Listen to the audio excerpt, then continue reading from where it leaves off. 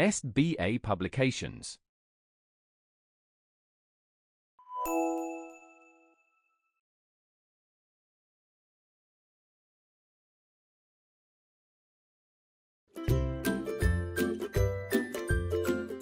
Hello everyone, myself Bhavna Sharma, your mentor. Dear students, you will learn environment studies with me. Today we are going to start our very first class and the topic for today is We Care. Let's get started with me. Dear students, today we are going to learn about these topics. First one is different sense organs, then needs of people with disabilities and the needs of elderly people. आज हम इन सब के बारे में जानेंगे कि different sense organ कौन कौन से हैं और एल्डरली पीपल्स की नीड क्या क्या होती है. Let's C. Here is an activity given for you. You have to bring items like lemon, talcum powder, perfume, hair oil, garlic and ginger to the class. And then blindfold a friend. Ask your friend to guess the items by smelling them. आपको अपने friend को सारे items smell कराने हैं and then see how many items your friend is able to guess correctly. और check करना है कि कितने आइटम्स को आपके फ्रेंड ने करेक्टली गेस किया. Now sense organs. Today we will learn about our senses. Do you know how many senses we have? Dear students, we have 5 senses. And what are these? These are seeing, hearing, tasting, smelling and touching. Again we will read. Seeing मतलब देखना, hearing मतलब सुनना, tasting मतलब test करना and then smelling मतलब smell कर पाना और लास्ट में है touching मतलब छूना. और ये कौन कौन से सेंस ऑर्गन्स हैं जो हमारी इन सेंसेस में हेल्प करते हैं? Eyes, ears, tongue, nose and skin. So dear students, eyes क्या काम करती हैं? आईज हेल्प करती है हमें कलरफुल वर्ल्ड देखने में. देन ईयर हेल्प करते हैं हमें सुनने में, म्यूजिक सुनने में, लाउड वॉइस सुनने में. Then test. टंग हेल्प करती है हमें टेस्ट करने में क्योंकि हमारी टंग्स पे बहुत सारे टेस्ट बर्ड्स होते हैं. Then smell. हम स्मेल कर पाते हैं किसी भी चीज़ को with help of our nose. And then touch. हम टच कैसे कर पाते हैं? हम टच कर पाते हैं और टच फील कर पाते हैं with the help of our skin. So eyes helps us to see the colorful world around us. Then ears. We hear different sounds with the help of our ears. And then tongue helps us to taste. Nose helps us to smell. And skin helps us to touch or feel. So these 5 are our sense organs. Now people with disabilities. Dear students, do you know what is the meaning of disability? I'll tell you. Disability मतलब जब किसी इंसान का कोई एक body part या multiple body part work ना करे या प्रॉपरली वर्क ना करे, उसी को हम बोलते हैं disabled people. Like there are people who are not able to use one or more of their sense organs or a body or a part of body fully. जब कोई इंसान अपनी बॉडी का कोई पार्ट या कोई सेंस ऑर्गन प्रॉपरली यूज़ नहीं कर पा रहा है तो हम बोलते हैं कि ये जो इंसान है वो डिसेबल्ड है. एग्जाम्पल दे रखा है हमें यहाँ पे एक. A baby could be born without the ability of see, hear और स्पीक. एक न्यूबॉर्न बेबी है और ना तो वो देख सकता है, ना वो सुन सकता है और ना वो बोल सकता है. तो वो बच्चा बाय बर्थ ही डिसेबल है. वो बाय बर्थ फिजिकली डिसेबल है. और ऐसे चाइल्ड को हम क्या बोलते हैं? ऐसे चाइल्ड को हम स्पेशल चाइल्ड भी बोलते हैं क्योंकि इन्हें स्पेशल केयर, स्पेशल अटेंशन की नीड होती है. Now there are two types of disabilities. First one is physical disability and the other one is mental disabilities. Dear students, जब हमारी बॉडी का कोई एक ऑर्गन, कोई एक पार्ट या ज़्यादा पार्ट वर्क नहीं करते हैं, उसको हम बोलते हैं physical disability. Like look at this picture. इसमें इस इंसान के दोनों लेग्स प्रॉपरली वर्क नहीं करते हैं. इसी वजह से यह एक जगह से दूसरी जगह जाने के लिए इस व्हील चेयर का यूज़ करता है, क्योंकि इसके पैर काम नहीं करते हैं.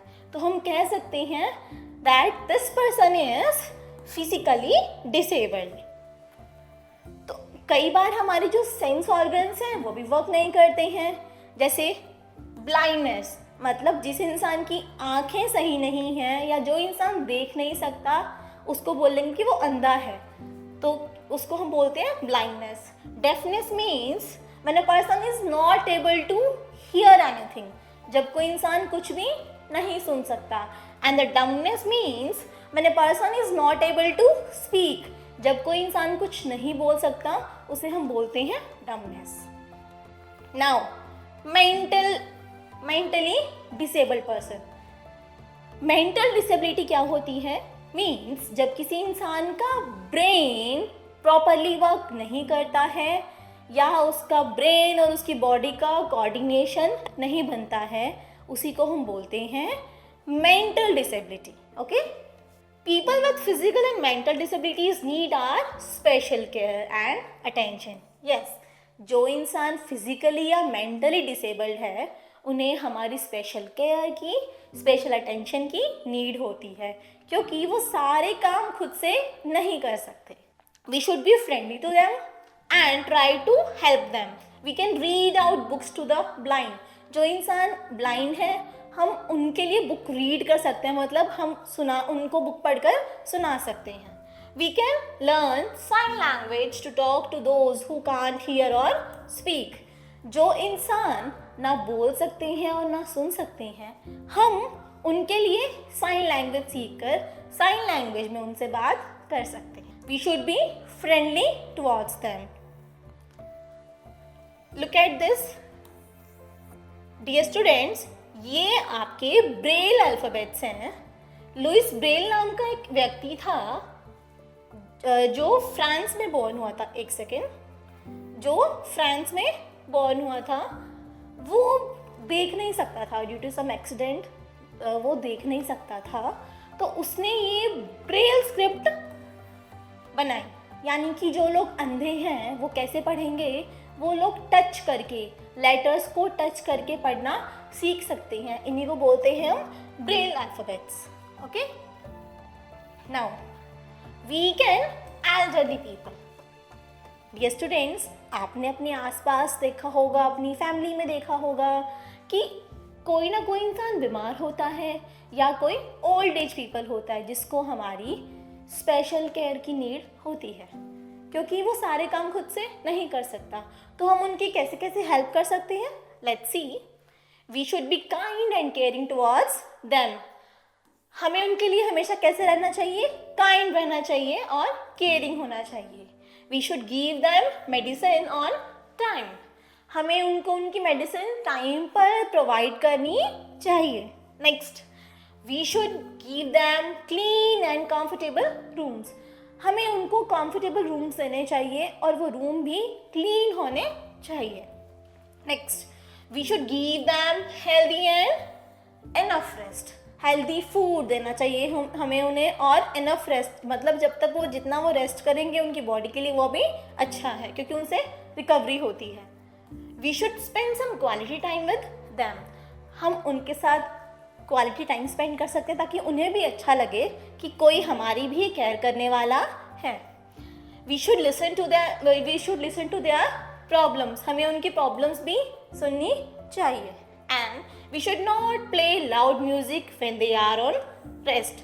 जब ये लोग रेस्ट करते हैं तो हमें उस टाइम पे लाउड म्यूजिक नहीं सुनना चाहिए, क्योंकि ऐसे वो डिस्टर्ब हो जाते हैं. And then we should give their meals medicine on time.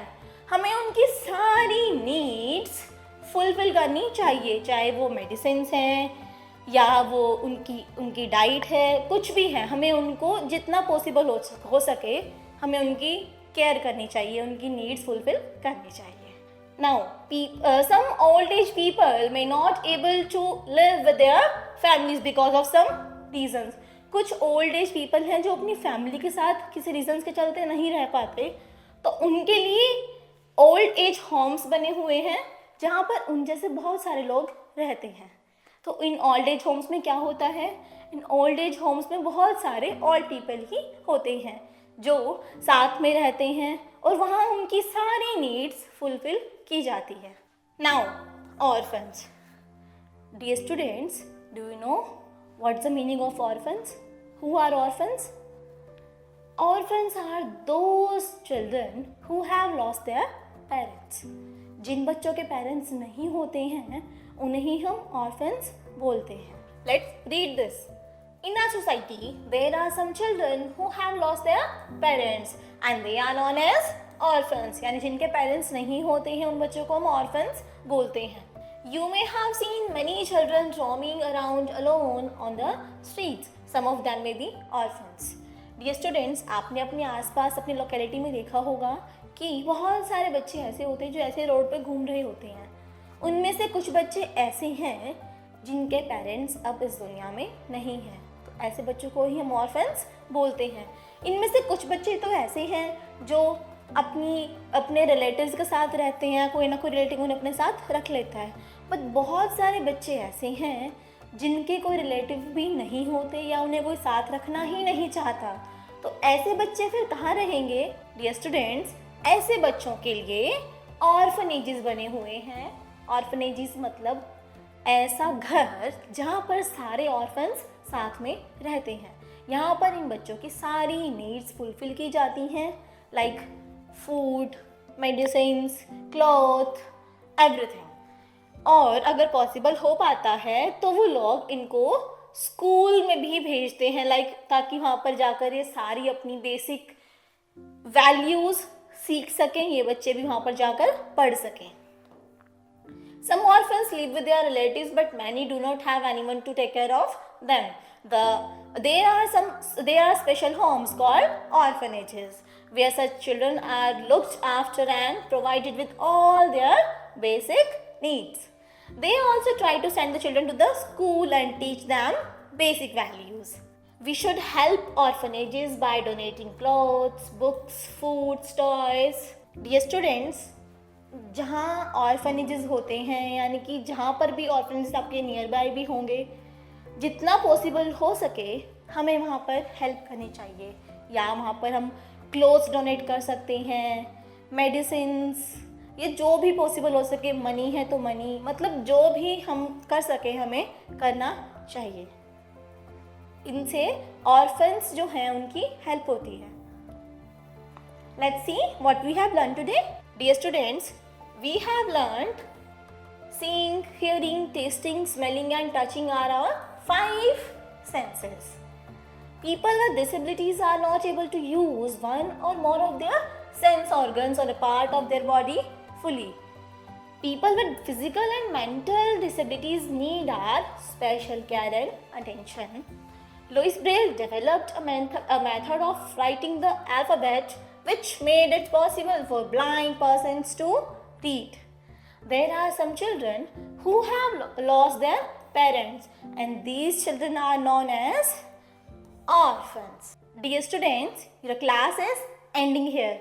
See you in the next class with a new topic. Thank you.